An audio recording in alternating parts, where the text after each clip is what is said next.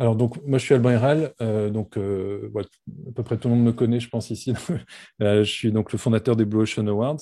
Et donc aujourd'hui on organise un meet-up qui est assez nouveau pour les Blue Ocean Awards et on espère que ça va continuer évidemment parce que c'est super pertinent.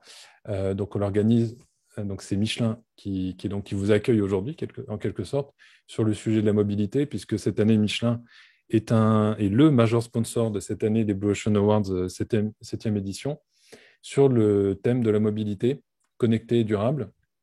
Et donc, ils vont vous présenter l'objectif d'aujourd'hui de ces 2 heures, c'est que les dirigeants donc, de cette entité, donc Connected Mobility, on est très heureux d'avoir des personnes qui sont directement impliquées sur l'open innovation, sur les partenariats, qui sont donc des dirigeants importants de chez Michelin qui vont vous présenter la stratégie mobilité connectée et durable et derrière le contenu du prix Mobilité Blue Ocean Awards porté par Michelin cette année, avec donc l'objectif que vous puissiez interagir, et le but c'est que ce soit un échange, que vous puissiez échanger au maximum avec eux, leur poser toutes les questions que vous souhaitez, et qu'ils puissent comme ça vous donner toutes les clés pour voir si voilà, il y a des pistes pour vous avancier avec Michelin sur le sujet de la mobilité, à travers le prix Michelin Mobilité, mais pas que. Ça peut être aussi des relations de long terme, d'investissement et autres. Enfin, ils vont vous détailler ça.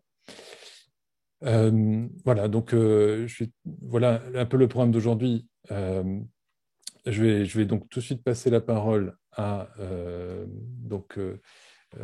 Benjamin Levrat et Olivier Bouet, et aussi Johan Benke, donc de chez Michelin, qui vont donc vous présenter ici les 2 heures qu'on va passer ensemble.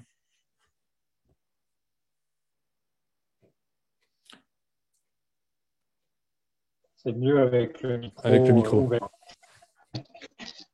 Merci Alban pour cette introduction. Merci à vous, vous toutes et tous d'être avec nous aujourd'hui. Donc, c'est avec grand plaisir que l'on va passer ces 2 heures avec vous pour vous expliquer dans les grandes lignes quelles sont les ambitions de Michelin dans le domaine de la mobilité connectée. Donc nous sommes tous les trois, Johan, Benjamin et moi,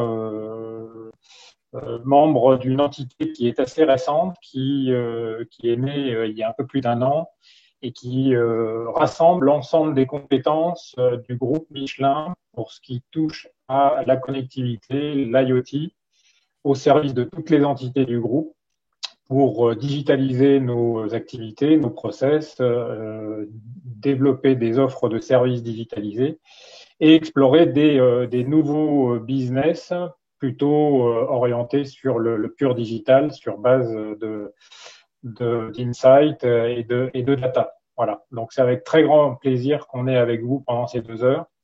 Donc, on vous a préparé une petite présentation assez courte pour vous permettre de vous approprier les grandes lignes de la stratégie du groupe, la manière dont s'intègre la Connected Mobility dans cette stratégie.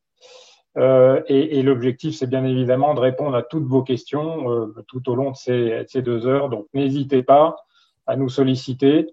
On fera le maximum pour vous éclairer, de sorte que vous puissiez bien comprendre où est-ce que le groupe Michelin va dans ce domaine-là, et de manière à ce que nous puissions identifier ensemble des opportunités de partenariat, de collaboration pour finalement développer des nouvelles activités en lien avec les ambitions du groupe et les challenges de la société et de la mobilité d'aujourd'hui. Voilà.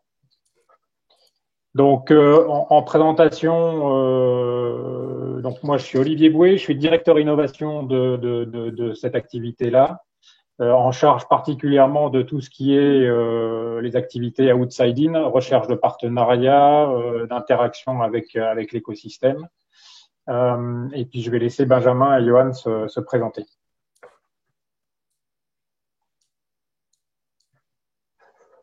De la même manière, j'ai coupé le son, ça va être plus simple. Yohan Binquet, donc directeur marketing en charge de Connected Mobility.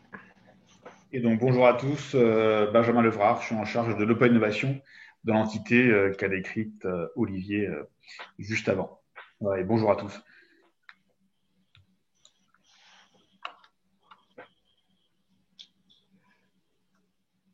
Je peux Voilà, me ben, passer la ouais. main. Ouais. Ouais, c'est Ouais. bon, j'ai cédé le contrôle.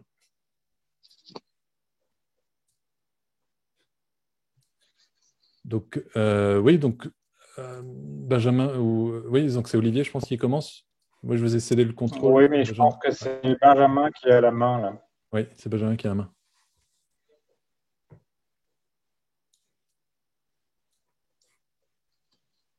Benjamin, si tu peux donner la main à Olivier.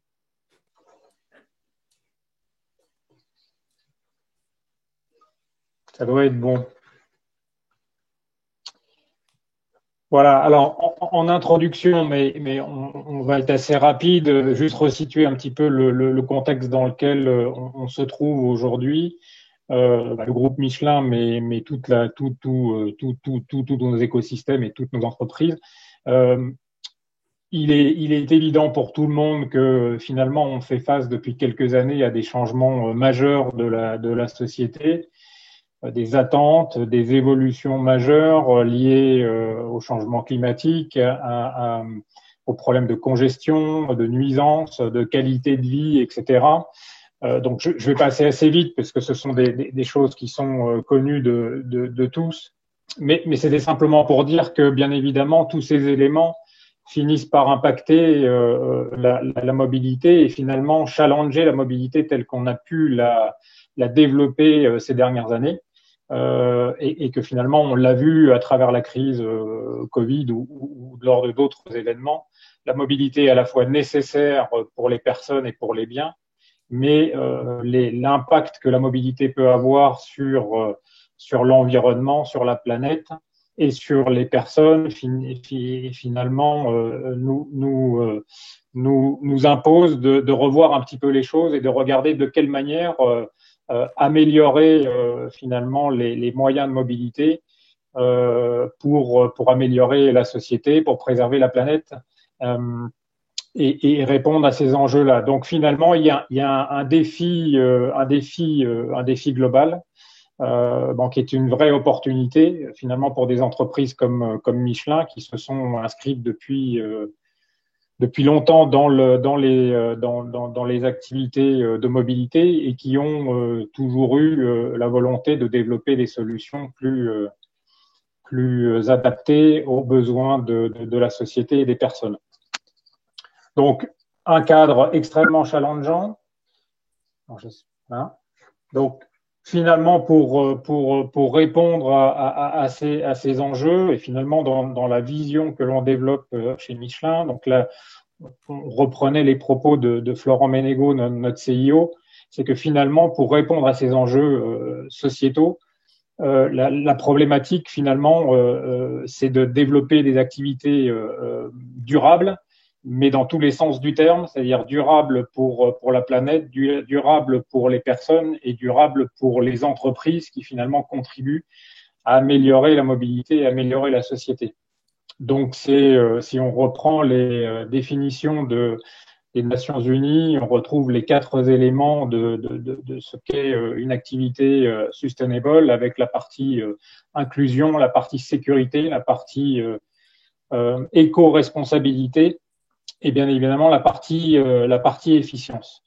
Donc, et finalement, c'est une opportunité pour le groupe Michelin puisque depuis toujours, comme je le disais, Michelin s'est inscrit dans une logique d'apporter des solutions pour une meilleure mobilité. Donc ça pourrait être un peu tarte à la crème parce que tout le monde dit faire des choses pour la planète. La réalité de Michelin, c'est que depuis plus de 100 ans, nous avons effectivement contribué à développer des solutions qui vont dans ce sens-là. Ça a commencé avec le pneu radial, puis le pneu vert qui permettait de réduire les émissions de CO2.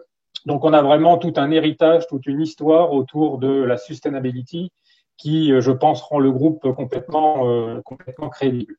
Donc maintenant, les enjeux devant nous sont majeurs et l'objectif finalement pour Michelin, c'est à travers les 3 piliers que sont préserver la planète, développer la pérennité de l'entreprise et développer les personnes, c'est finalement d'agir comme une entreprise leader, responsable, et chercher à contribuer à répondre aux enjeux de la société en matière de mobilité plus durable. Voilà. Si j'appuie, que ça fonctionne.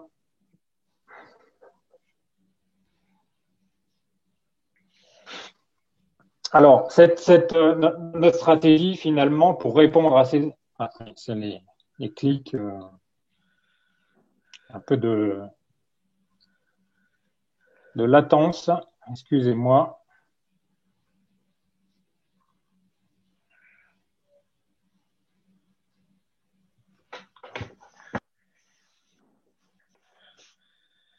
Voilà, on est revenu sur... Donc finalement, la stratégie du groupe se décline finalement en quatre piliers et 4 territoires finalement de croissance et d'activité pour répondre à ces enjeux. Donc vous y trouvez bien évidemment la partie pneumatique au centre qui reste le cœur des activités du groupe. Et vous trouvez autour 3 autres territoire, la partie expérience où vous retrouvez toutes les activités de cartes et guides qui sont aussi une manière de développer une meilleure mobilité, une meilleure expérience dans la mobilité. Encore une fois, une activité qui est développée depuis de nombreuses années. La partie matériaux de haute technologie, donc c'est le triangle inférieur, où on y trouve notamment les activités liées à l'hydrogène. Vous avez dû voir pas mal de communications ces derniers mois concernant le développement des activités d'hydrogène avec certains partenaires. Les activités aussi de développement de matériaux innovants, puisque finalement, à travers le développement des pneumatiques, historiquement, Michelin a développé tout un savoir-faire dans la connaissance intime des matériaux et on s'est finalement rendu compte que certaines solutions ou certaines connaissances étaient tout à fait valorisables pour développer des solutions permettant de proposer des matériaux avec des caractéristiques de performance intéressantes et plus respectueuses de l'environnement. Je pense notamment à Resicare, une colle sans matériaux volatiles qui est assez facilement utilisable dans le collage des meubles, par exemple. Voilà, donc une partie matériaux de haute technologie, et puis sur la partie en haut à droite, les services et solutions, donc des activités dans lesquelles le groupe est engagé depuis de nombreuses années, plutôt dans le développement de services opérationnels autour de l'usage du pneumatique, notamment pour le développement des services autour des flottes. Et vous allez voir que dans ce domaine-là, qui nous intéresse plus particulièrement aujourd'hui pour ce prix de la mobilité, nous avons des ambitions d'étendre nos activités au-delà des activités de service historiques. Alors, la partie Connected Mobility, une de nos convictions, c'est finalement que la mobilité durable qu'on évoquait tout à l'heure ne se fera pas sans mobilité connectée. C'est une forte conviction que la digitalisation des activités, la connectivité, transfert d'informations est un élément essentiel dans le développement d'une mobilité plus durable. Donc, notre ambition aujourd'hui sur la partie services et solutions, c'est effectivement de développer de nouvelles activités dans la mobilité connectée pour améliorer les différentes composantes que j'évoquais tout à l'heure, la sécurité, l'efficience, la productivité et l'empreinte environnementale au service du client final et d'une meilleure expérience dans la mobilité ou dans les activités des entreprises. Donc, cette histoire-là, elle démarre bien évidemment en s'appuyant sur les assets du groupe d'aujourd'hui et toutes les activités que l'on a aujourd'hui sont en grande partie digitalisées. Les activités de fleet management, de télématique nous ont permis d'acquérir un savoir-faire dans le domaine et de disposer d'une grande quantité de données qui sont rassemblées dans un data lake, et la première étape consiste à continuer de nourrir ce data lake, à enrichir nos bases de données pour ensuite développer des nouvelles approches. Donc finalement, dans la continuité de notre histoire, faire cette transition entre la partie service opérationnel, connaissance de l'usage, pour ensuite aller explorer des nouveaux territoires, des nouveaux business plus digitaux, ou bien améliorer nos process internes ou les process vers nos clients par une digitalisation des activités.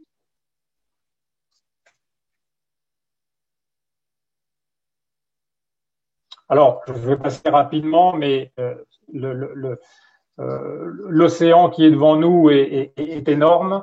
Dans les estimations les plus raisonnables, on parle de plus de 500, un marché de plus de 500 milliards autour des données de mobilité à horizon 2025-2030. Donc c'est un marché qui est en forte croissance, qui n'est pas encore complètement structuré.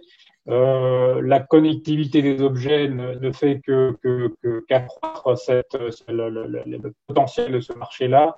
L'arrivée de la 5G va permettre d'améliorer ou d'accéder à des use cases encore différents par les temps de latence réduits ou la quantité de données transférables en un temps extrêmement limité. Donc, bien évidemment, ce qui nous attend est énorme au bénéfice, comme on le disait, de la société et des personnes. Et notre ambition, c'est finalement de se positionner dans ce marché-là en s'appuyant sur les assets historiques du groupe, la légitimité du groupe dans ce domaine-là. Et si on est là aujourd'hui pour échanger avec vous, c'est parce qu'on est aussi convaincu que ce positionnement dans cet environnement ne pourra se faire qu'en travaillant probablement avec des partenaires en écosystème, vu l'ampleur des enjeux et la complexité des problématiques auxquelles nous sommes confrontés. Alors, bien évidemment, comme je le disais, l'histoire, elle démarre en partant des assets cœur de Michelin.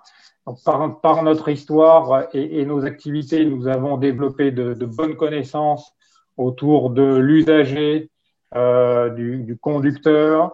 Nous avons développé des connaissances sur le pneumatique, l'interaction entre le pneumatique et la route.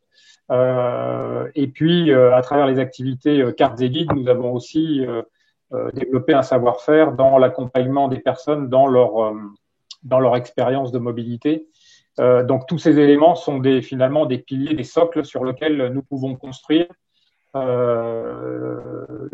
notre exploration pour aller détecter des nouvelles potentialités et développer des activités autour de la mobilité. Pour terminer, avant de laisser passer la place à Johan, finalement, dans cet univers-là qui est extrêmement vaste, finalement, l'objectif pour nous est de démarrer par certains segments et permettant de valoriser les assets que nous avons aujourd'hui.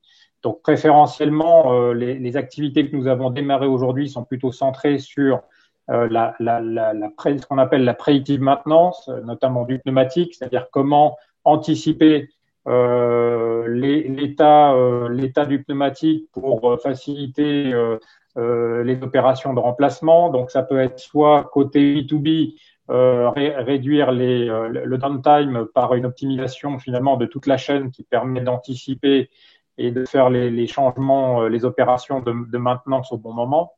Pour l'usager final, c'est la possibilité d'avoir une expérience plus agréable autour de la maintenance de son véhicule, dont le pneumatique. Donc, ce sont des territoires ou des segments sur lesquels nous avons engagé des activités.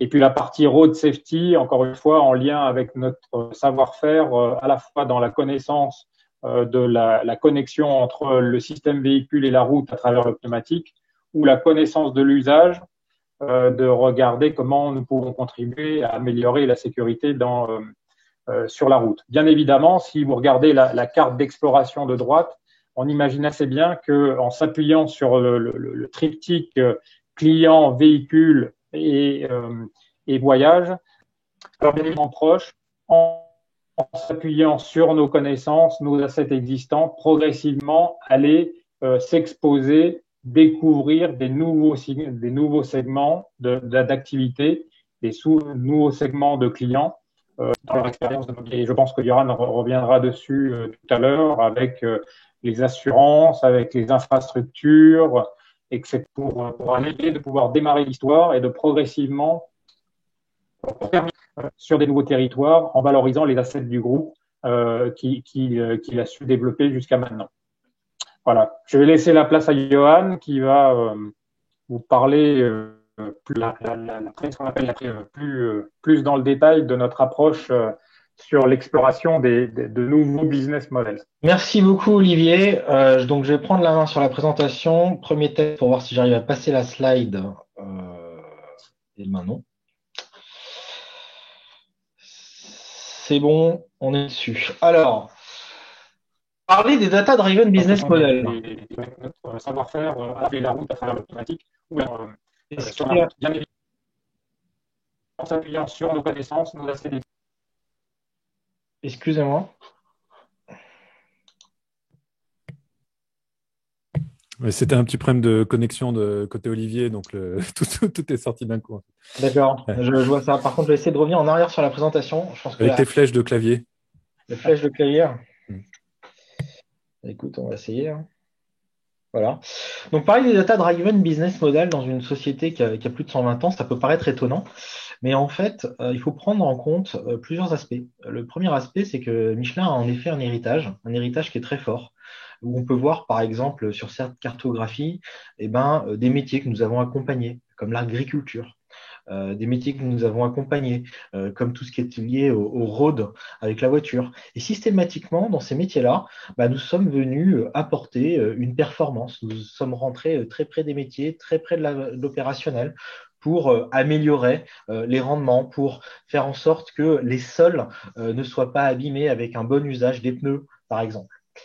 Et tous ces éléments-là, au fur et à mesure, on les a connectés, ce qui nous a permis peu à peu de passer d'un métier historique, finalement, à une transition vers des nouvelles valeurs dans lesquelles on a développé des nouveaux modèles économiques, des nouveaux business models, qui sont d'ailleurs pas uniquement basés sur le pneu. Alors, je vais vous prendre quelques exemples très concrets.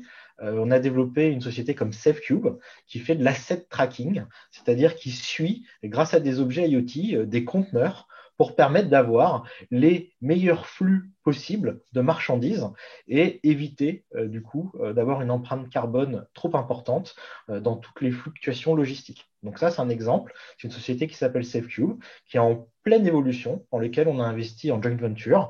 Et là-dessus, on suit actuellement à peu près 50 000 conteneurs partout dans le monde. Alors, on a d'autres exemples parce qu'on pratique le principe de la tech for good, c'est-à-dire comment est-ce que finalement cet héritage qui nous a permis de collecter des data peut permettre d'améliorer la société. Alors, en tant que Covid, on a tous entendu parler des problématiques que pouvaient avoir les routiers pour nous livrer pendant le confinement. Là, on a développé tout simplement une application Truckfly qui a été downloadée plus de 500 000 fois, ce qui est énorme pour une communauté B2B. Et cette application est une communauté de truckers, une communauté de camionneurs. Et de manière très simple, ça a permis, à un moment où la moitié de la France était en lockdown et fermée, de pouvoir permettre à des routiers de se nourrir, de se laver, de pouvoir dormir dans les bons endroits sur les routes et donc en même temps de pouvoir acheminer la marchandise qu'ils avaient. Donc ce sont des applications, donc il y en a plusieurs, je ne vais pas toutes les citer, mais ce qui est important, c'est de prendre en compte qu'on est passé d'un métier où on améliorait finalement la performance essentielle à partir des sols, puis maintenant à des métiers où on vient améliorer finalement avec une certaine proximité sociale l'entreprise de demain en étant plus responsable avec des applications concrètes et c'est vers là où on veut aller. Et pour pouvoir y aller, si la slide suivante passe, on a bâti dans un premier temps un savoir-faire.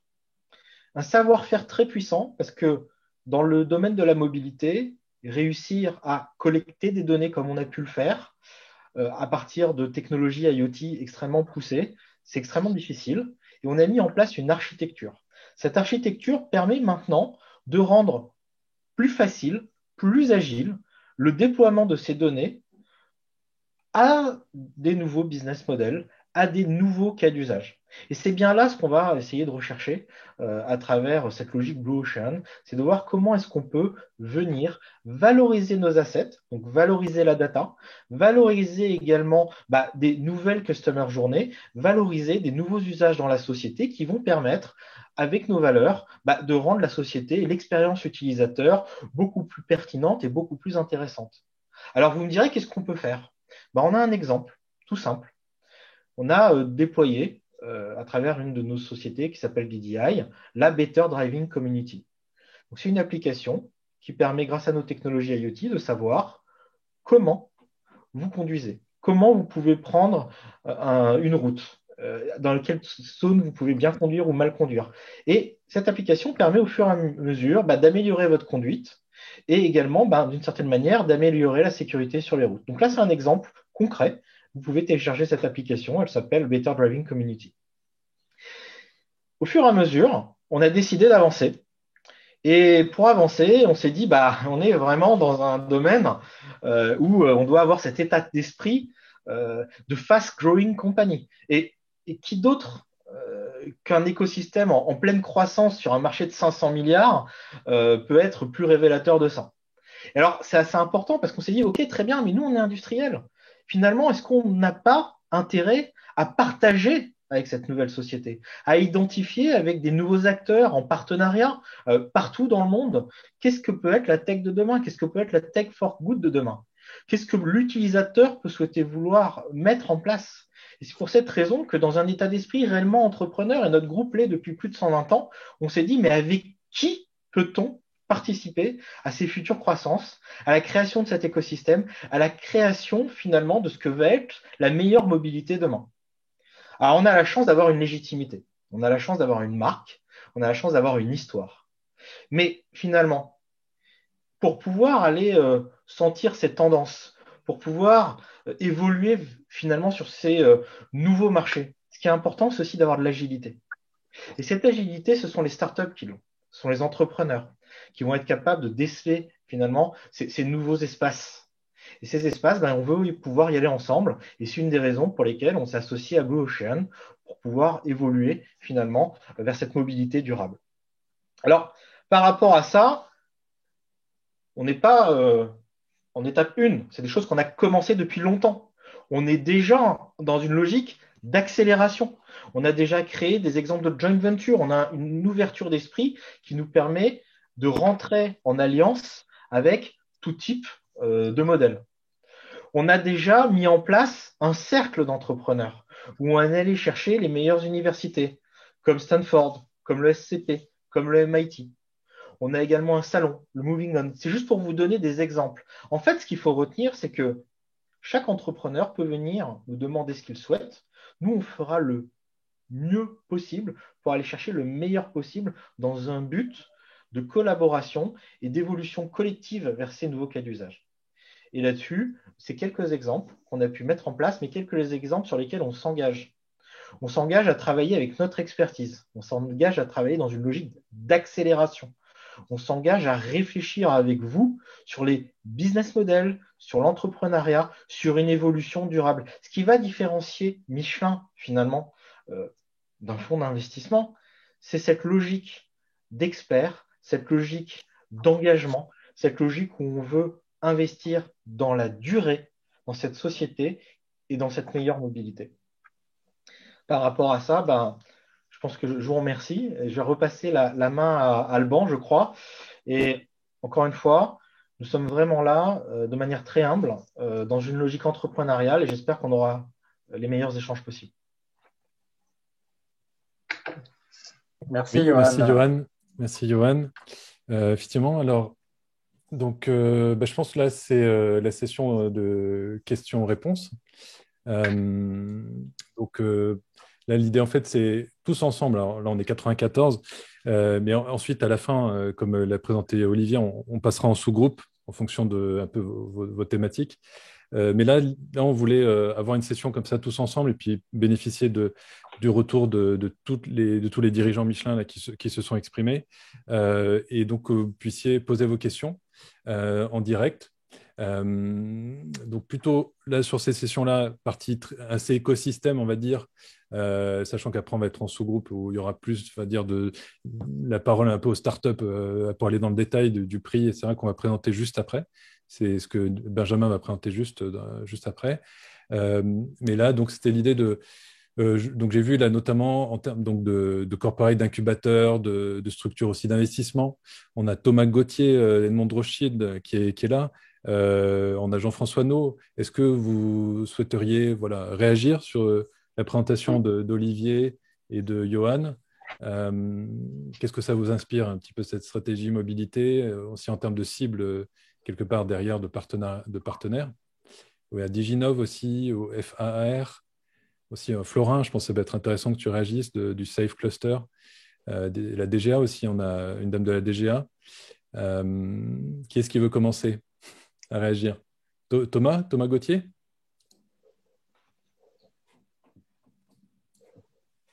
Alors, la parole d'un investisseur, c'est intéressant.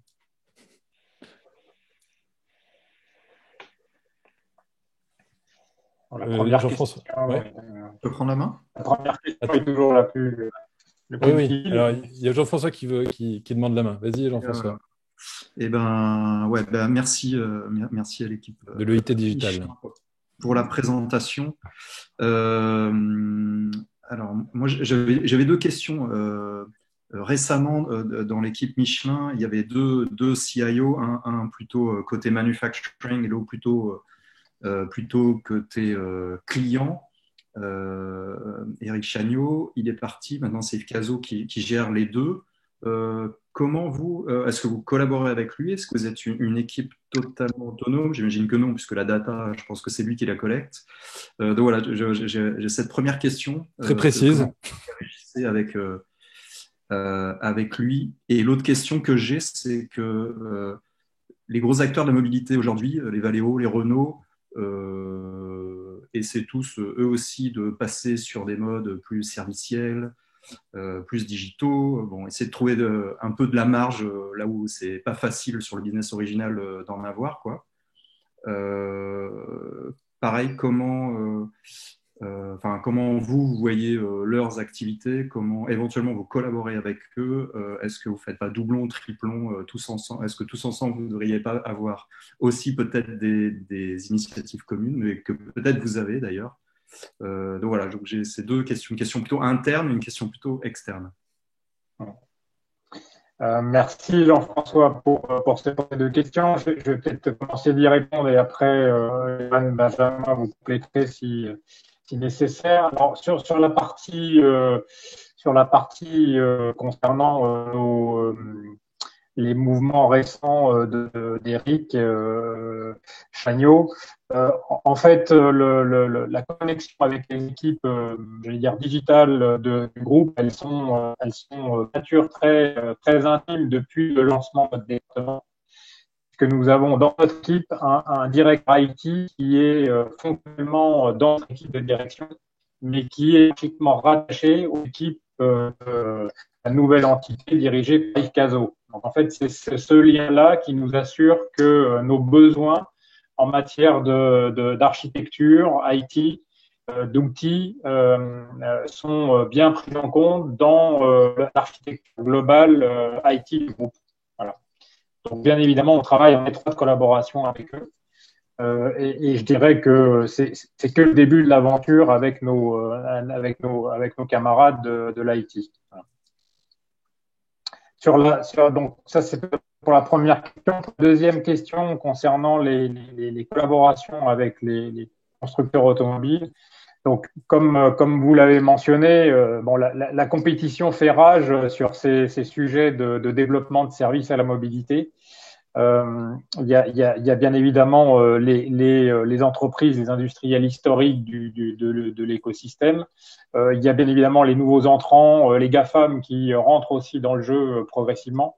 Donc c'est clair qu'il y a une forte compétition, notamment sur les questions d'accès aux données véhicules, qui finalement est l'élément cœur et l'élément de base pour ensuite construire des offres de services. Donc, bien évidemment, nous sommes en discussion permanente avec des constructeurs français ou étrangers. et que ce soit pour les passenger cars ou pour les trucks et d'autres applications, justement pour regarder comment combiner nos savoir-faire. Et là, on est effectivement dans une logique de partenariat pour finalement amener au client final une nouvelle expérience dans sa mobilité, dans l'usage du système véhicule pour servir ses activités. Donc, c'est une grande part de notre activité aujourd'hui de trouver des voies pour exposer des offres de ce type au marché.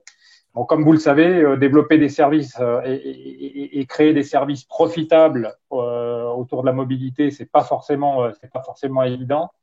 Donc, il y a des vrais challenges, mais c'est ce qui montre aussi que ces challenges, on se doit de les adresser en partenariat, en écosystème, et que seul Michelin, dans son coin, ne pourra probablement pas accéder à un certain nombre de marchés ou de cas d'usage, comme le disait Johan tout à l'heure. Donc voilà, donc vraiment une compétition, mais une logique de co-compétition, si vous voulez. C'est-à-dire que finalement, on se dit qu'à un moment donné, pour proposer quelque chose au marché, il faut probablement s'allier, combiner nos assets et accepter de partager la valeur à la fin. Donc c'est un challenge pour des entreprises industrielles comme la nôtre, parce que historiquement, on a toujours plutôt été très centré sur nous-mêmes.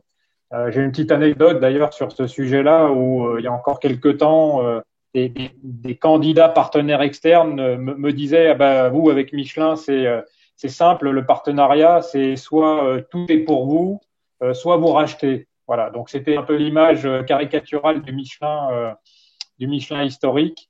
Et aujourd'hui, c'est bien évidemment ce type de posture n'est pas adapté aux enjeux qui nous font face.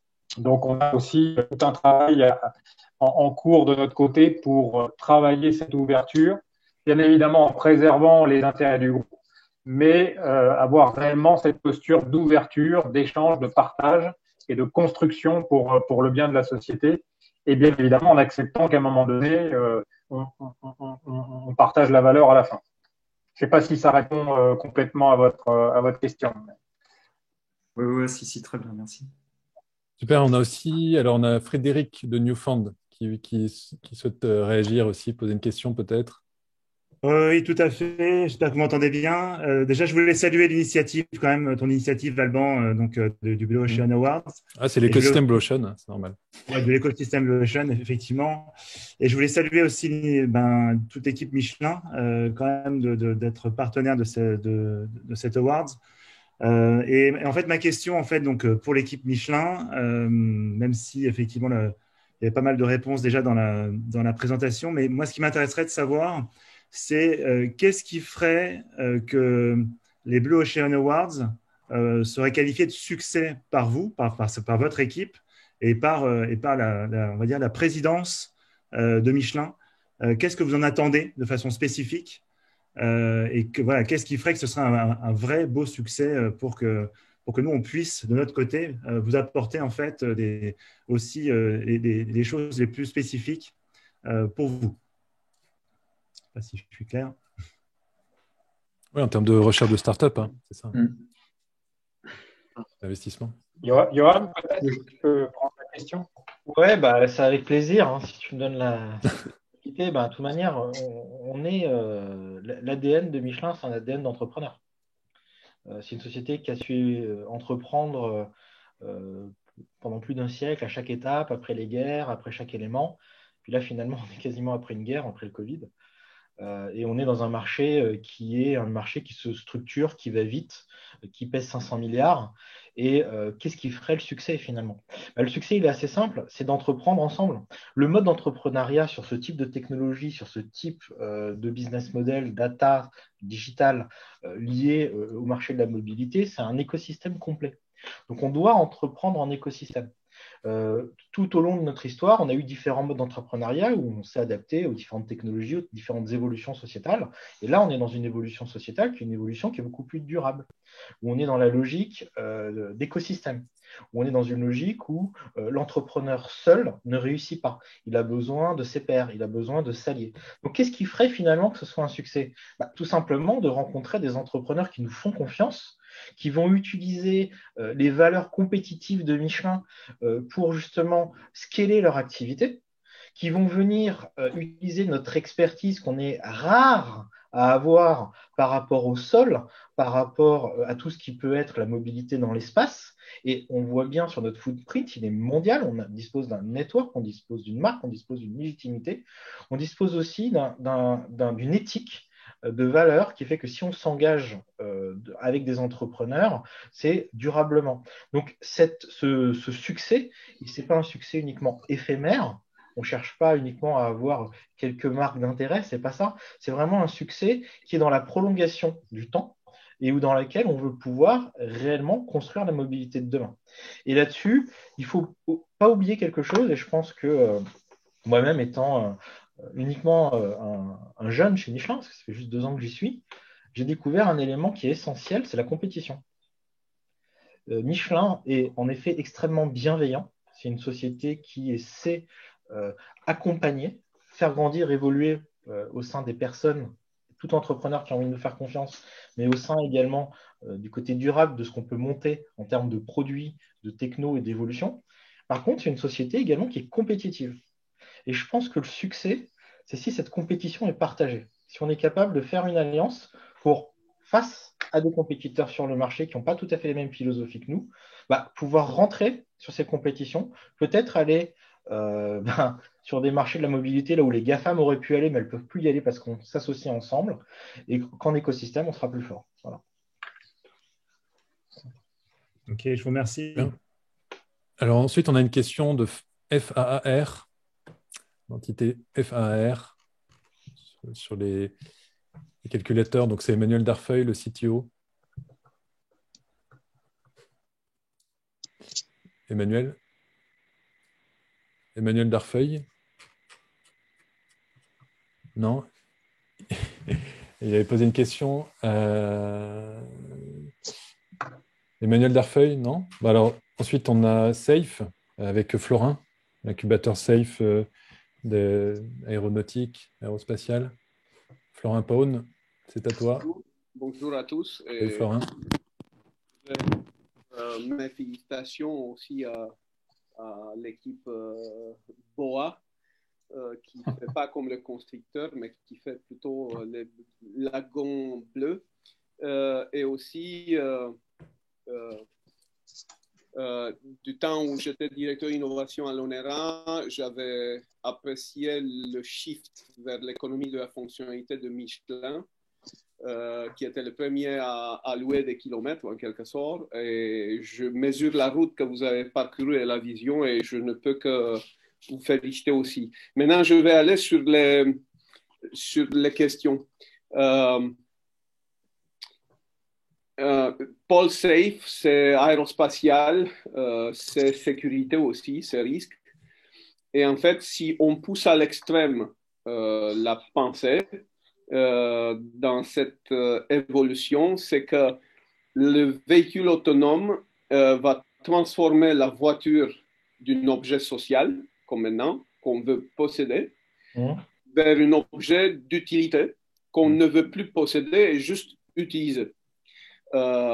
Et donc, du coup, votre métier qui est déjà de gestionnaire de flotte va aussi aller vers vos clients qui sont les fabricants de voitures.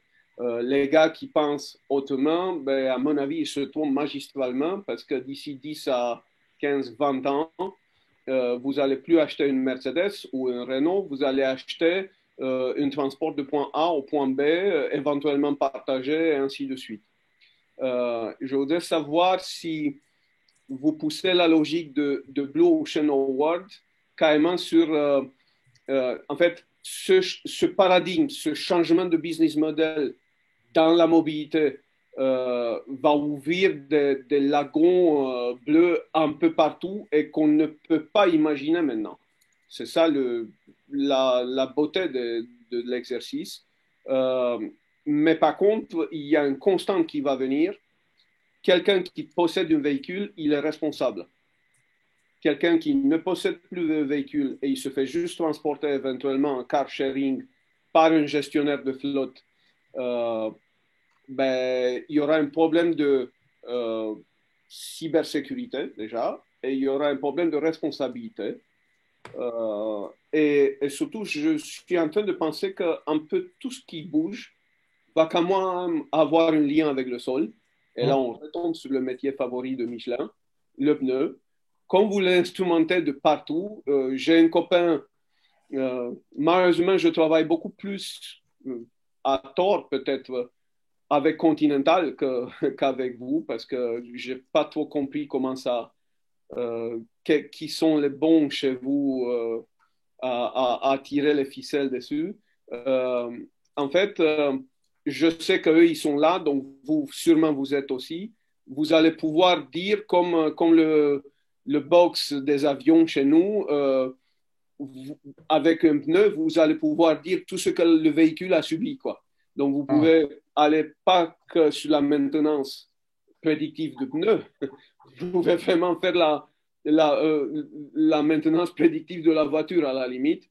Donc, justement, ces deux aspects-là, donc la cybersécurité liée à la responsabilité et c'est le monitoring par le lien au sol avec tout le déplacement, tous les véhicules, ça va générer des lagons bleus qu'on ne peut pas maîtriser. Je voulais juste savoir si vous êtes d'accord à pousser la perspective et à donner des chances à des startups qui peut-être vont aller sur le marché avec 3 ans d'avance. Et donc, du coup, le marché, il ne va pas être là. Donc, comment vous allez bosser avec je dirais, j'adore la catégorisation de BOA de baby et de mentor, mais je pense est-ce qu'il y a la place pour faire des embryons de BOA? Vous voyez ce que je veux dire? Et les garder pendant les 3 ans pour qu'ils ne meurent pas et profiter de cette avance qu'ils peuvent générer, quoi. Voilà, j'ai fini. Merci c'est une longue question. Pour cette longue question. Je vais essayer d'apporter des éléments de réponse. Olivier, tu pourrais peut-être couper ta vidéo parce qu'en fait, il y a un problème de connexion. On aurait peut-être plus de… Parce que ton audio n'est pas top. Du coup, si tu coupes ta vidéo, on va gagner du débit, je pense. Voilà.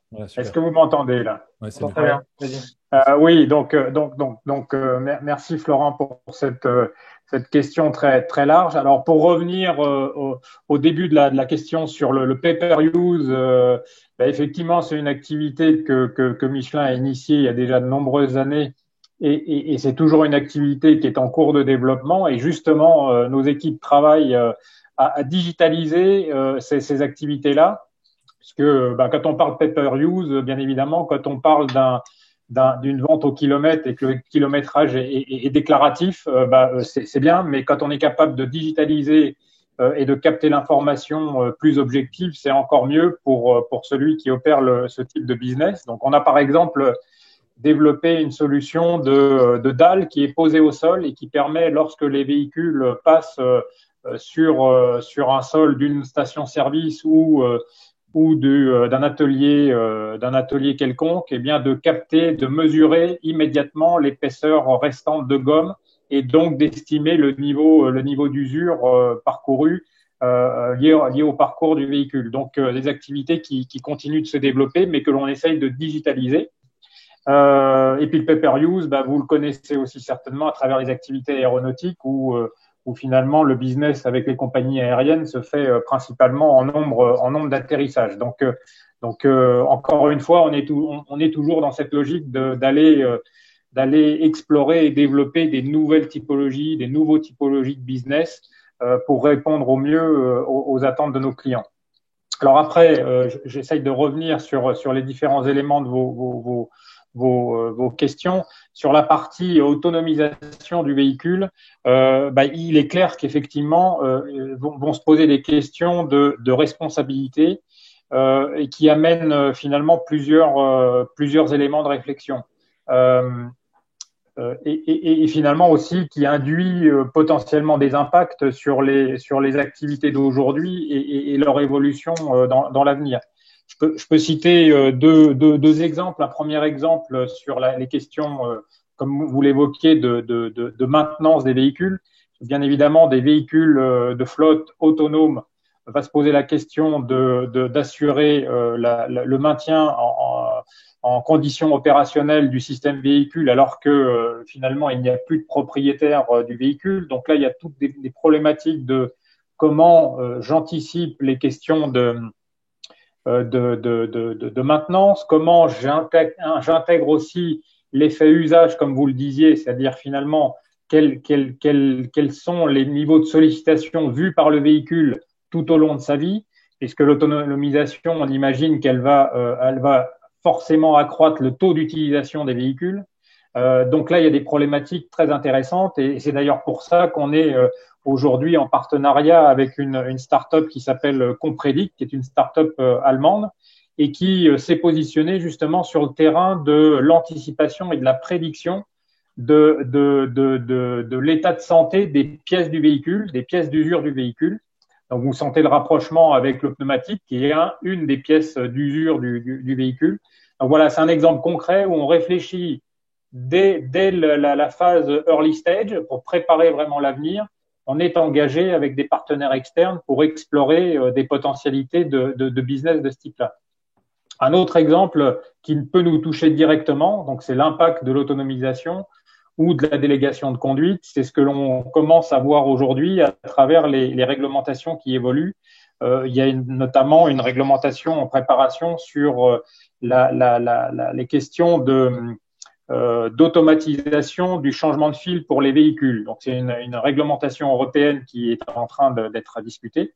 Et finalement, les questions qui se posent sont notamment de savoir si le véhicule est en situation fonctionnelle de prendre en charge ce type de manœuvre à la place du conducteur et de savoir finalement comment on assure que le système est opérant pour assurer cette fonction-là.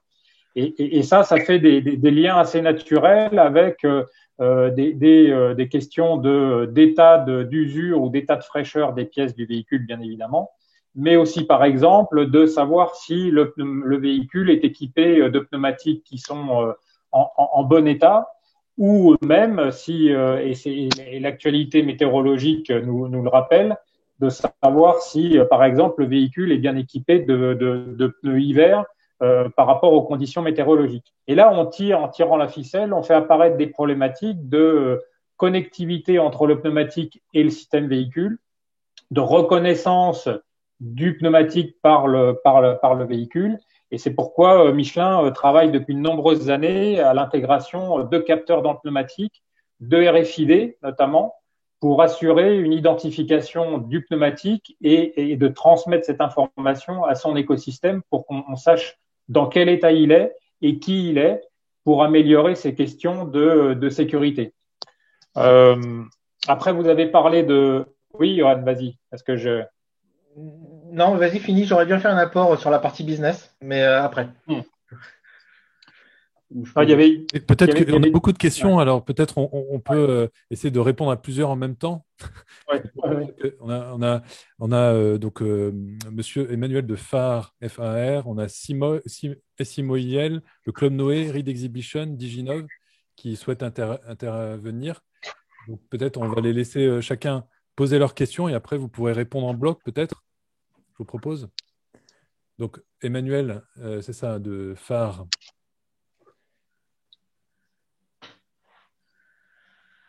FAR, ouais. Est-ce que ça remarche? C'est ça, c'est Emmanuel.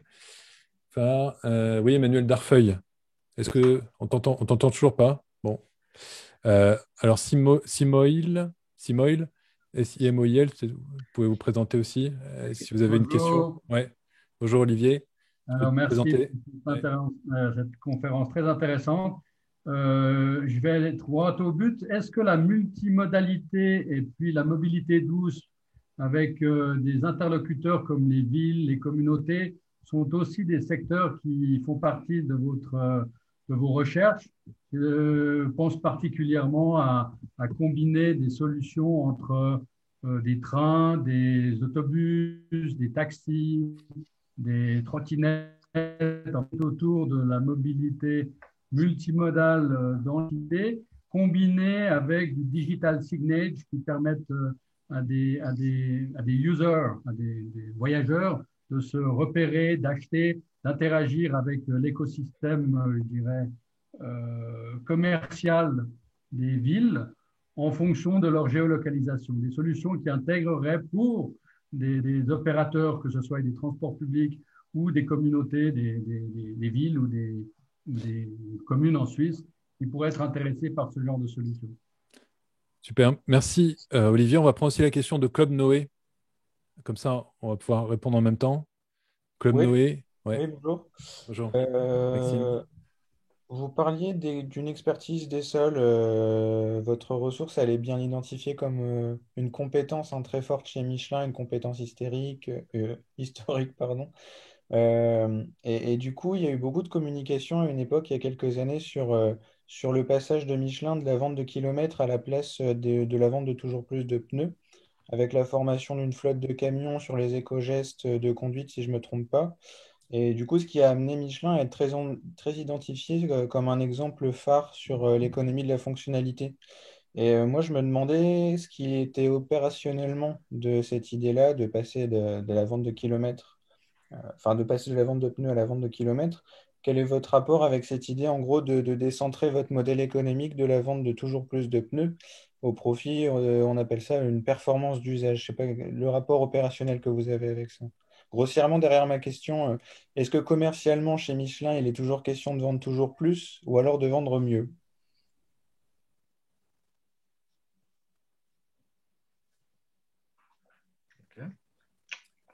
Ouais, c'est peut-être du coup Michelin répondre à ces deux questions de Club Noé. Je sais pas comment tu veux qu'on fasse, Olivier. On recommence par la fin de la première question, puis la deuxième, et tu prends la troisième. On fait comme ça? Eh ben, oui, oui, oui, oui. Ok. Sur donc la fin de la première question pour Florin, c'est ça, si je me trompe pas. Il y avait une question sur la partie business model. Jusqu'où on était prêt à aller sur les business models qu'on était prêt à recevoir? Juste pour répondre à ça, on prend l'intégralité de la chaîne de valeur. C'est-à-dire qu'on n'est pas uniquement sur des modèles data, on est également sur des modèles qui sont serviciels et sur lesquels les éléments que vous avez cités sur l'économie de partage et la valorisation de nouveaux assets, notamment en termes on pourrait imaginer copartage de mobilité et autres, bien évidemment, ce sont des business models qui sont intéressants. Pourquoi c'est intéressant? Ça va toucher votre point 2 sur la cybersécurité. C'est parce qu'on l'a mis dans la présentation. C'est extrêmement difficile de mettre en place une infrastructure compliance sur la mobilité. C'est très coûteux. Ce sont des investissements importants et ça nécessite d'avoir une énorme rigueur sur la propriété individuelle. Là-dessus, Michelin a déployé, notamment avec DDI, Data Driving to Intelligence, plusieurs méthodologies et process qui nous permettent d'être complètement compliance et donc de pouvoir faire des entre guillemets business models basés sur de la mobilité. Donc on a une infrastructure dans laquelle on peut être un tiers de confiance. Et cette notion de tiers de confiance, elle est essentielle justement pour des startups qui auraient besoin de cette infrastructure pour elles-mêmes bâtir des business qui sont plus sur des notions de customer journée, de service, avec une valeur ajoutée forte sur l'expérience, mais qui reposent sur une infrastructure robuste sur laquelle Michelin a justement la data factory qu'il faut et les typologies de data as a service. Donc par rapport à ça, pour aller jusqu'au bout de votre question, en effet, ça permet d'être à la juste temporalité en termes de go-to-market et de prendre une structure qui pourrait être embryonnaire et de l'accélérer plus vite. Et c'est ce qu'on a pu faire sur des modèles type Truckfly, SafeCube ou autres, où justement notre position d'industriel nous permet d'investir dans le temps. Voilà. Par rapport aux questions multimodales, forcément, quand on est tiers de confiance en termes de data, on a un certain nombre de référentiels qui permettent, et notre footprint nous permet justement d'interagir avec tout type de véhicules. Peut-être je te repasse la main, Olivier, si tu veux, pour la partie performance. Oui, peut-être pour faire la transition sur l'intermodalité. Merci Olivier pour la question parce que c'est une très bonne question et le groupe s'est posé cette question il y a quelques mois où on parle pas en grand nombre d'années de savoir si finalement Michelin pouvait jouer un rôle dans les problématiques de mobilité urbaine, d'intermodalité.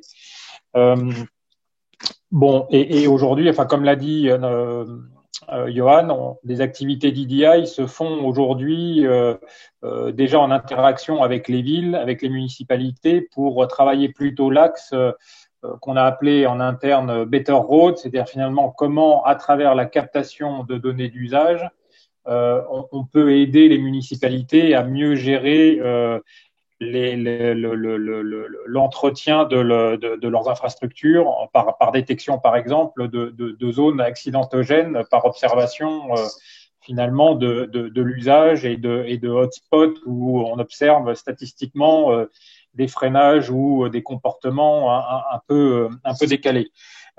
Pour revenir sur l'intermodalité, la position du groupe à date est plutôt de se dire que sur ce territoire-là, même si Michelin est légitime sur la mobilité, on se dit que finalement, on n'a pas forcément d'assets clés. Encore une fois, au-delà de la partie pneumatique historique, dans les services pour gérer les problématiques d'expérience autour de l'intermodalité, on a pris la position de dire qu'on n'a pas des assets différenciants qui nous permettent de nous positionner dans ces activités-là à la hauteur de ce que l'on souhaiterait faire. Donc, ça ne veut pas dire qu'on ne suit pas ce qui se fait sur ces sujets-là. Ça ne veut pas dire qu'on n'est pas intéressé aussi au développement de solutions de micromobilité. Nous avons par exemple nos collègues des équipes de Michelin Lifestyle Limited qui développent actuellement une trottinette électrique ou qui ont développé par le passé aussi une électrification très user-friendly pour les vélos. Donc voilà, donc ce sont des problématiques que l'on suit, mais sur lesquelles on ne cherche pas aujourd'hui à se positionner de manière prioritaire de par le fait qu'on considère qu'on n'est pas forcément les mieux armés pour répondre à ces problématiques-là.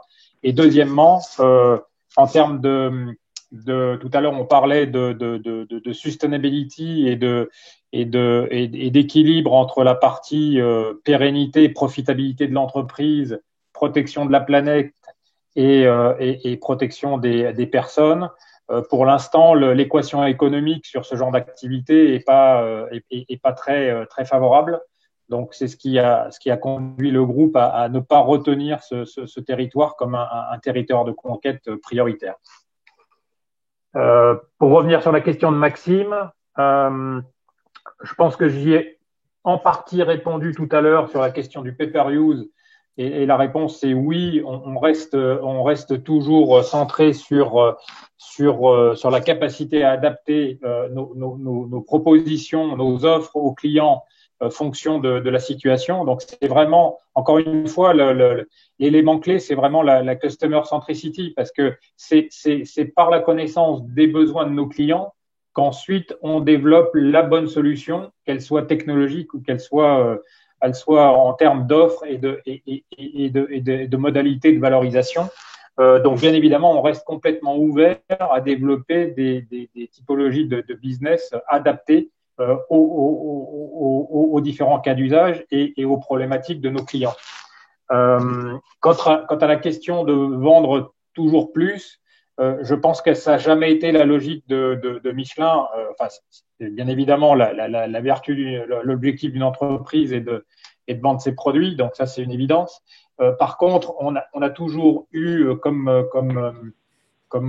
valeur et comme ambition de vendre mieux au sens qualité et performance du produit en cohérence avec les attentes du client et bien évidemment en prenant en compte la problématique environnementale et comme je le disais en introduction, le groupe a toujours été engagé dans ces problématiques-là et aujourd'hui encore plus qu'avant, nos actions sont orientées vers l'utilisation des pneumatiques au maximum de leur potentiel. Donc, on a parlé notamment de long lasting performance, où on a développé avec des imprimantes 3D des sculptures complexes qui permettent d'exploiter le pneumatique vraiment jusqu'au bout, donc d'exploiter au maximum la matière. Et ça va pas dans une logique de vendre toujours plus, comme le défendent certains de nos concurrents, par exemple. Voilà, donc je pense qu'on est dans cette logique d'équilibre entre bien évidemment assurer la pérennité de nos activités mais tout en répondant à la fois aux besoins de nos clients et des enjeux sociétaux majeurs liés à la mobilité.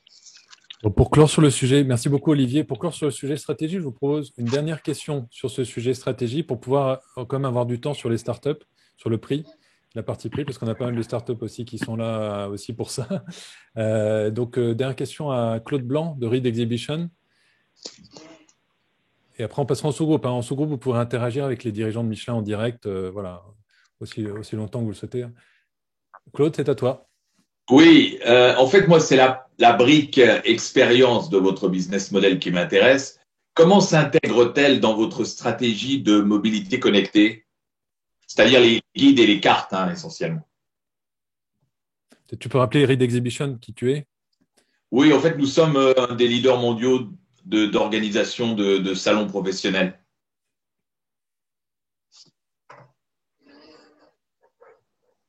Johan, tu veux répondre, Johan, ou Une question sympa, ça.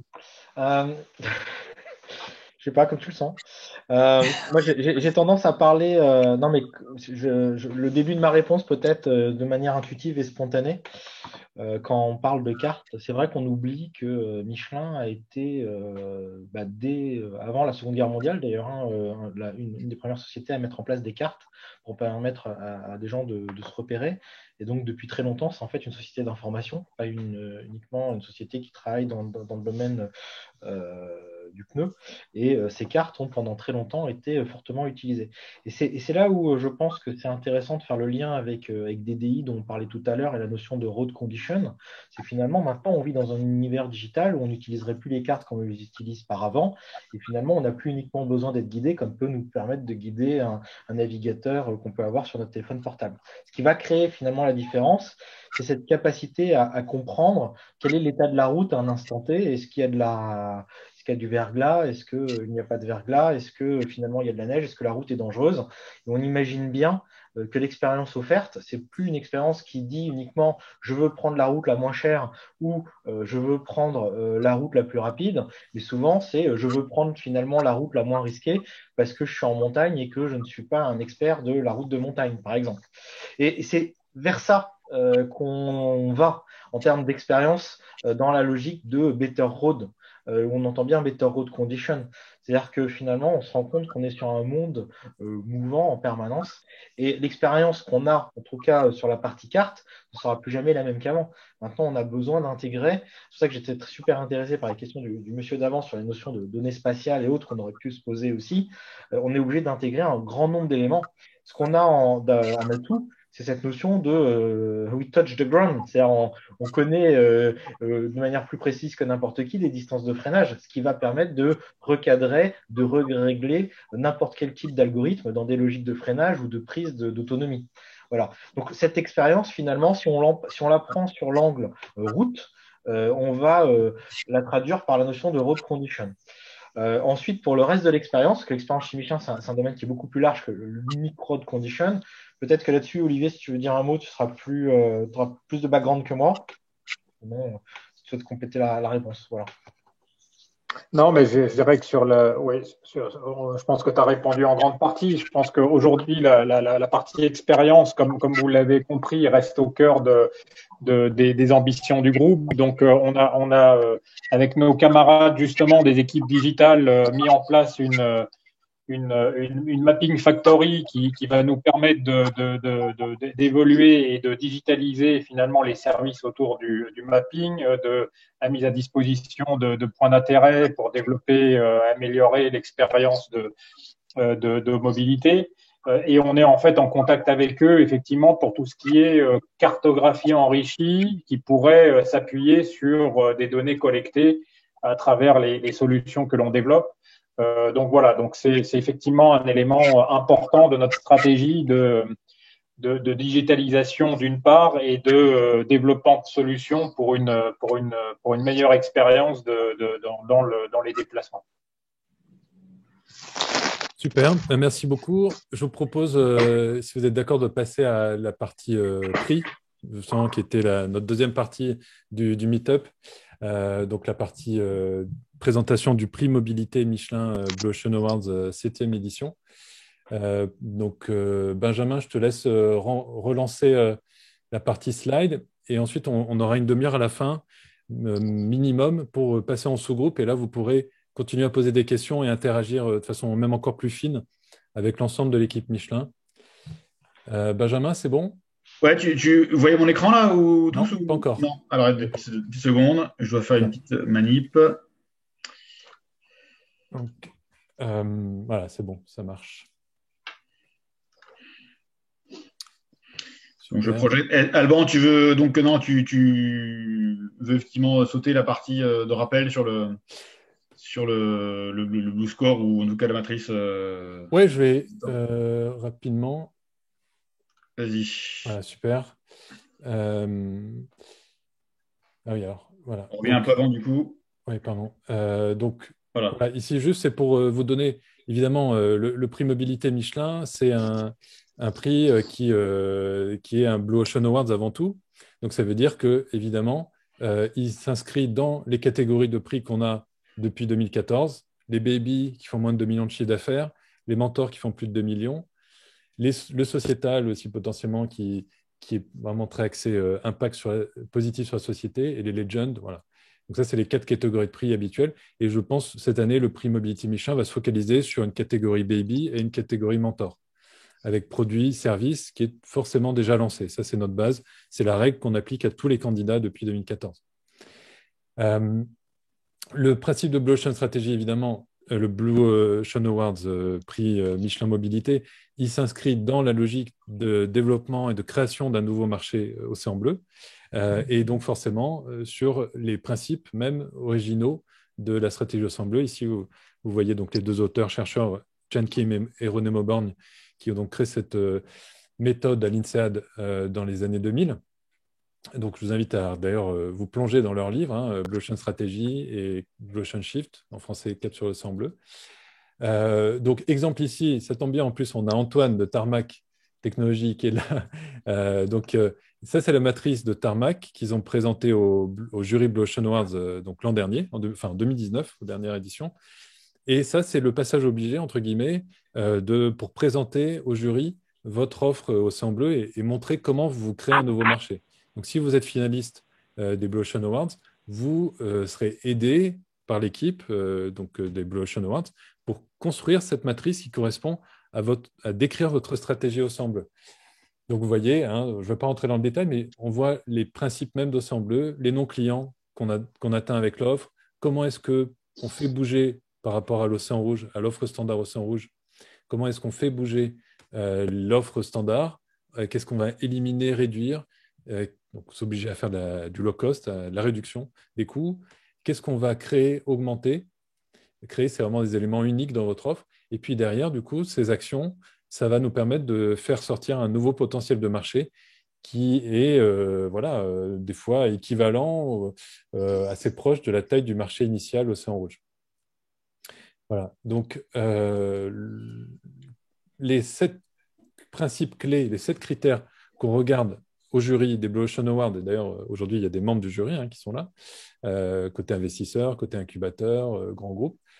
Donc, voilà les 7 critères que le jury regarde systématiquement pour valider et évaluer les gagnants. Voilà. Donc, chaque finaliste est évalué là-dessus à travers sa matrice. Donc, voilà, je ne reviendrai pas là-dessus. Ils sont disponibles sur le site, sur la homepage du site blueoceanawards.com. Vous avez 7 principes et la correspondance ici entre ces 7 critères de Blue Score et la matrice Océan Bleu que vous construisez quand vous êtes finaliste et que vous soutenez devant le jury. Voilà, en quelques mots. Et maintenant, les spécificités du prix mobilité Blue Ocean Awards de Michelin. Merci Alban. Donc je vais prendre la main. J'ai la main, c'est moi Alban là? Ouais. Voilà, c'est bon. Ouais. Donc quelques mots rapides, effectivement, vu l'heure sur le prix Michelin. On est ravis cette année de pouvoir déjà intégrer les BOA. Merci Alban de l'équipe. Et puis merci aussi, on est ravis de pouvoir proposer un prix qui est en tout cas la première fois qu'on a un prix thématique BOA. Et donc on espère l'honorer de toute notre force cette année. Alors juste, l'idée c'est de vous rappeler assez rapidement pourquoi ce prix Michelin et puis un peu quelles sont les lignes guides qu'on pourrait donner aussi aux startups, à tout le réseau qui est là pour, en faire une réussite collective. Alors, tout d'abord, pourquoi ce prix Michelin? Comme l'a dit Johan et Olivier avant, on est là, nous, Michelin, pour s'ouvrir, explorer, découvrir, rencontrer des entrepreneurs. Et donc, on constate, c'est que aujourd'hui, la mobilité, en tout cas verte, décarbonée, mais aussi une mobilité plus sûre, plus sécuritaire, plus accessible, devient un enjeu majeur. Et on pense que c'est, je dirais, la bonne année, en tout cas une bonne année peut-être, pour mettre en avant la mobilité durable et connectée dans notre environnement actuel. Et comme dit Olivier, on pense que demain, aujourd'hui, il n'y a pas forcément de mobilité durable sans mobilité connectée. Deuxième raison, c'est que aujourd'hui, lorsqu'on regarde les marchés de la mobilité, beaucoup déjà sont des marchés qui sont très compétitifs, presque saturés, et on pourrait dire presque déjà des océans rouges. Mais on pense que justement, avec ces leviers liés au durable, il y a de la place pour des business innovants, pour un Eldorado, pour des pépites, pour des marchés à forte croissance qui sont aujourd'hui embryonnaires, mais qui ne demandent qu'à, j'allais dire, exploser dans les années à venir. Et donc, ce qu'on apprécie, c'est que la démarche BOA, Blue Ocean, justement, elle permet d'innover par la valeur, par la compréhension des usages, avec des nouveaux clients qui ne sont pas ceux d'aujourd'hui. Et donc, on pense que le Blue Ocean, c'est vraiment un moyen de pouvoir casser ces compromis actuels et explorer des marchés innovants. Et le troisième point, c'est le réseau aujourd'hui actuel qui est là aujourd'hui, hein, c'est de pouvoir, qui mieux que les startups peuvent aujourd'hui comprendre justement sur le terrain les nouveaux usages, les pains des clients, le customer journey, comme l'a dit Johan tout à l'heure, et d'aller à l'essentiel sur le coût, la différenciation et vraiment dans l'esprit des Bosch. Donc au final, on a un peu deux objectifs pour ce prix. D'abord, effectivement, trouver, identifier et mettre en avant justement ces business models un peu innovants qui émergent dans les services de mobilité. Et puis, pour les vainqueurs, en tout cas, de pouvoir les accompagner dans ce domaine-là, et on verra après comment, mais de pouvoir justement valoriser, accompagner et explorer ensemble des business innovants dans le domaine. Troisième point, comme l'a dit Alban, on a gardé la cohérence de l'esprit Blue Ocean parce qu'on considère qu'elle répond aujourd'hui à des catégories qui sont pertinentes. Et donc aujourd'hui, cette année, on remettra deux prix, un prix donc mentor et un prix baby. Je ne vais pas rappeler effectivement le contenu puisque Alban l'a déjà fait. Sur ces deux prix, quels sont les bénéfices pour les gagnants? Je pense que ça intéressera les startups qui sont là aujourd'hui. Au cas 4, on va dire bénéfices concrets et directs. D'abord, on peut imaginer que, bien sûr, votre prix Blue Ocean, avec en plus la marque Michelin, peut être pour vous effectivement un levier clairement de visibilité dans l'environnement actuel. Deuxième bénéfice, les vainqueurs pour intégrer, en particulier pour le baby, on a une sorte d'accélérateur interne qui s'appelle Education for Business, qui est un programme de 6 mois et qui permet justement aux entrepreneurs, on va dire, de pouvoir se former, accélérer leur connaissance business du marché. Et donc, c'est ce qu'on peut proposer, en tout cas, pour les babies. Pour les deux prix, on propose aussi des choses très concrètes qui sont du coaching, du mentoring par des équipes Michelin, à la fois sur la partie business, sur les problèmes techniques que la startup peut avoir. On peut aussi proposer un support concret pour aider, accélérer sur du prototypage, du design, voire de la pré-industrialisation s'il y a besoin, en donnant accès à nos moyens qu'on a à Clermont-Ferrand, des Fab Labs, des Design Labs, des Customer Labs, qui permettent d'accélérer effectivement la mise sur le marché, le test sur le marché des innovations. Et puis, troisième, effectivement, point d'intérêt, c'est de pouvoir utiliser le réseau Michelin mondial, réseau à la fois, j'allais dire, avec l'ensemble de nos partenaires ou acteurs sur le terrain dans les régions où on est, donc mondialement, mais aussi grâce à nos clients et pouvoir peut-être pousser des solutions gagnantes auprès de nos clients pour les tester à travers des POC ou des pubs. Pardon. Et puis, dernier point ensuite, on s'engage, nous, pour les deux gagnants, à ce que leur dossier soit expertisé par les équipes de notre fonds d'investissement Michelin Venture et qu'il soit donc proposé, en tout cas regardé pour une potentielle investissement par notre fonds donc Michelin Venture Capital. Voilà un petit peu les 4 bénéfices, on va dire, ou gains pour les gagnants. Et donc, je finirai pour donner des précisions, en tout cas, sur un peu les lignes guides qu'on peut donner pour le prix. Alors d'abord, la première ligne guide, c'est vraiment aidez-nous, entrepreneurs, startups, à nous faire découvrir justement les nouveaux océans bleus dans les domaines de la mobilité connectée. 3 points à partager aujourd'hui avec vous. D'abord, ce qu'on cherche, c'est plutôt des géographies d'application de l'innovation en Amérique du Nord, du Sud, en Europe ou en Asie, peut-être en Chine préférentiellement. Et puis, on a voulu indiquer quelques thèmes préférentiels, mais pas exhaustifs, dans lequel on pense que justement les Blue Ocean ou les nouveaux marchés sont extrêmement intéressants de pouvoir, en tout cas, des domaines d'intérêt préférentiels pour Michelin. On peut en citer quelques-uns ici. Comme l'a dit tout à l'heure Johan et Olivier, le premier point, c'est de renouveler, de disrupter l'expérience consommateur dans la mobilité, du conducteur, de toute personne aujourd'hui qui vit une expérience de mobilité, de voyage dans un véhicule quelconque. Deuxième sujet, tout ce qui peut être innovant dans le domaine des services liés à la gestion de flotte, qui deviennent de plus en plus vertes. Et donc, comment tenir compte de cette évolution. Troisième domaine aussi, cœur chez Michelin, vous l'avez vu avant, la partie comment on peut aider aussi les acteurs autour des routes, des villes à mieux maintenir dans la durée leur infrastructure, leur route. Comment améliorer aussi la sécurité des passagers, des conducteurs pour tout type de mobilité. Une quatrième thématique autour de la gestion aussi du suivi, donc du transport, de la supply chain, que ce soit parfois dans une usine, une industrie, mais tout le long de la chaîne de transport qui peut passer par du maritime, de l'avion, etc.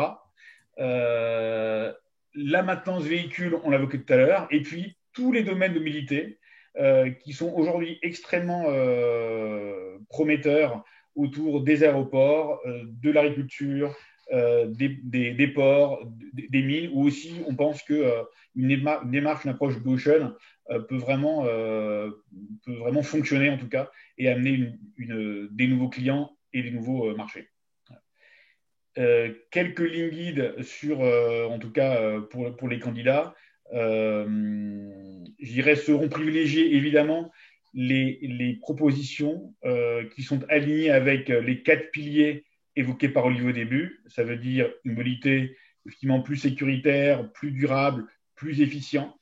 Voilà.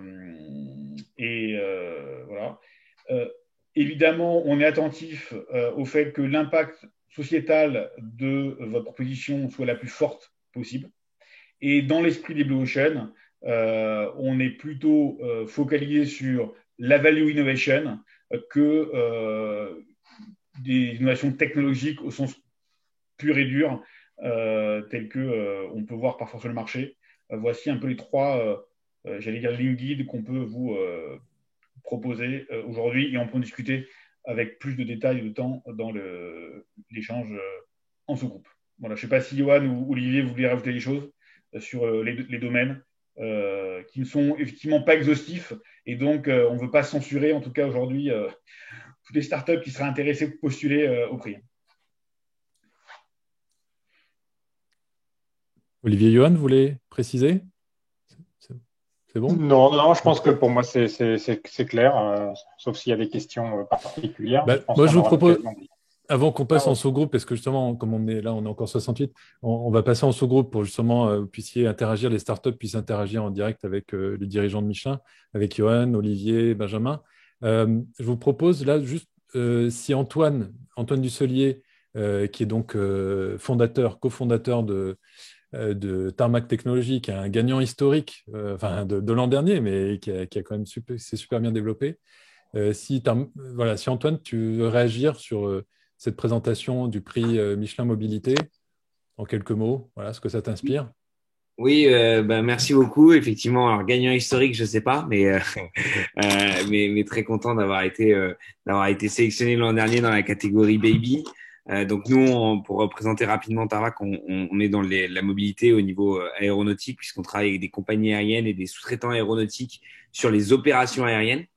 Et effectivement, j'ai trouvé ça très intéressant de voir un petit peu. Alors Michelin est un acteur, on en a parlé plusieurs fois, un acteur majeur dans ce domaine-là aussi, puisqu'on a finalement un petit peu les mêmes clients.